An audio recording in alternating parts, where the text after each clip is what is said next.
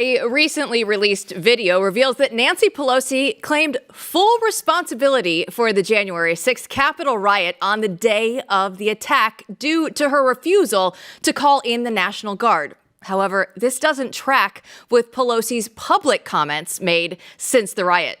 Steve Baker, Blaze News investigative reporter, joins us now to break this all down. So, Steve, take us through the story. What actually happened here? Well, it's not any more complicated than in the aftermath of the violence that began on January 6th. Nancy Pelosi is being filmed on location for a documentary. Now, some people try to create a conspiracy theory out of that, but January 6th is a significant constitutional day. It was a significant day of our the processes of our republic, and so her daughter was there filming a documentary, and there's nothing nefarious about that whatsoever. But in the process of what happened that day, they caught some pretty interesting details of the mindset of Nancy Pelosi, if we can call her process a mindset at all, because she did contradict herself. At one point, she tried to take the blame for not having the National Guard out there. And then she immediately turned on a dime and then started blaming former Capitol Police Chief Stephen Sund for not having the National Guard there. We know that 3 days in advance of January 6th, Sund specifically asked for permission to do that. Now, this is a very interesting part of what he was up against at the time. And I think some of these laws and some of these rules have changed, but there was literally an impossibility for the chief of police at the time to order or approve the National Guard. He had to go through the sergeants at arms. That would be the House Sergeant of Arms, Paul Irving under Nancy Pelosi, and Michael Stenger on the Senate side.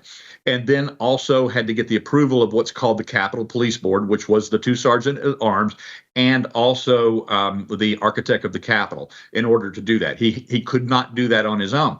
So not only did he request for it 3 days in advance and was denied by the House Sergeant at Arms, Paul Irving, because he said that Pelosi would never go for it.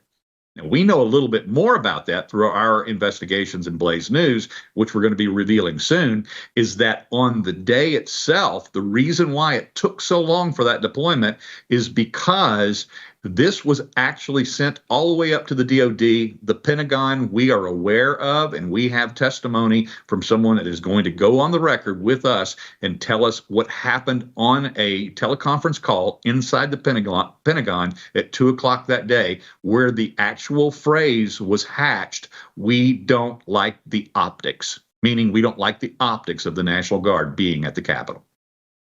It's really astonishing when you think, especially about the rhetoric we've heard over the last few years. So I want to go back though to this Capitol Hill Police Chief Sund. Can you talk about how significant it is that he's speaking to us on the record in public about what Pelosi is saying? What does that tell us about what's going on here? Yeah, Stephen Sund is somebody that myself and Joe Hanneman have had the opportunity to speak to on many occasions, actually.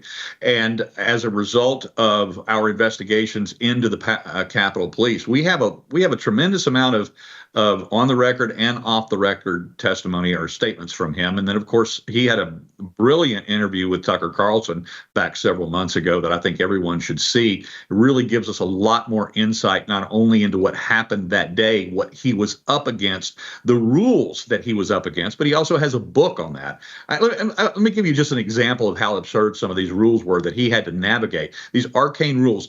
If for instance, the House Sergeant at Arms, Paul Irving at the time, had given him permission, but it was denied by the Senate Sergeant of Arms, the National Guard can only defend one half of the Capitol. And I'm not kidding. He elucidates that and goes into great description about that in his book and some of the other arcane rules that he had to navigate when he should have had the authority to just call out all the protective sources and forces rather that he needed. And so as a result, while he was waiting on the National Guard, he was calling the Virginia State Police, the Maryland State Police. He was going all the way to Pennsylvania. He was calling in other law enforcement. He ended up building a coalition of some, I think it was near 1,500 other law enforcement officers from different agencies in the region to come in. And they actually had the Capitol secure before the National Guard ever arrived. So, Steve, who was up the chain on January 6th as it relates to the late deployment of the National Guard?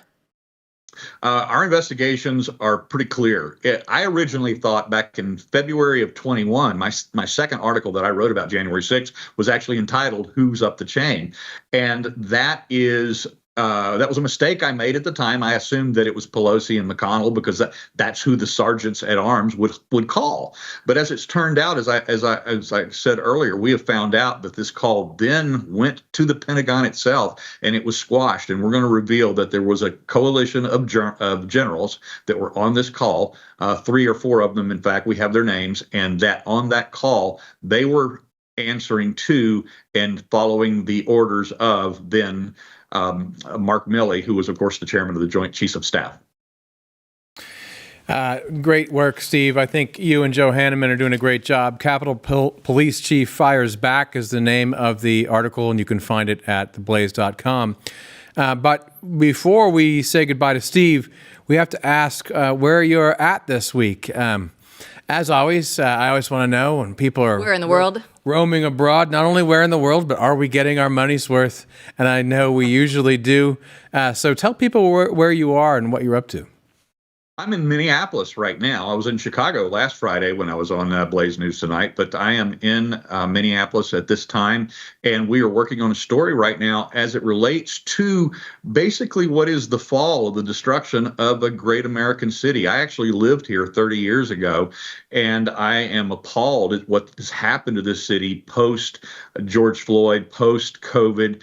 And we're actually working with and getting testimony from several prominent businesses and business owners here in the city talking about the depletion and the eradication of billions of dollars of cash flow and resources that used to come into this town. And of course, there's also the underlying element of the fact that now fully 1/3 of the population of this city are Muslims, and 100,000 Somalis here in this city. So it's a very interesting story that we will be bringing out very soon through the Blaze.